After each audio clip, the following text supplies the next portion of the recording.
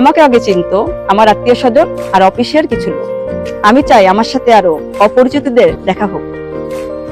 4 মাসের লক্ষ্য পরিবারের সাথে হয়েছে আমাদের পরিচয়।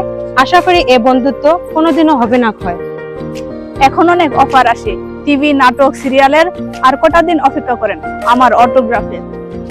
আশা করি সবার সাথে থাকবে ভালোবাসা। আমিও উদ্বোধন করব সবার মনের।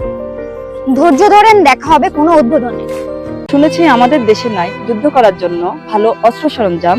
আমরা সবাই ব্যস্ত থাকি করি গ্যাঞ্জাম। এক দল আর এক দলকে ব্লেমিং করতে থাকে।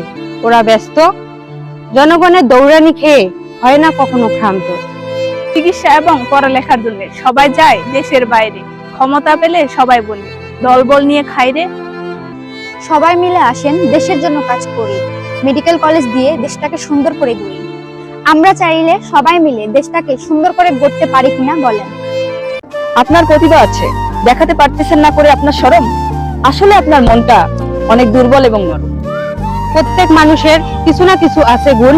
ফ্যামিলি জানতে পারলে জ্বলে উঠে যেমন তেলে আর বেগুন। ইচ্ছে শক্তি থাকলে আপনার পারবেন কিছু করতে। খারাপ কিছু মানুষ থাকবে, পারবেন না আপনি ধরতে। সফলতা যখন পাবেন সবাই আসবে আপনার কাছে, নিতে চাইবে সাপোর্ট, ঘুরবে পিছে পিছে। এরকমটাই হবে, কথাটা মনে রাখবেন।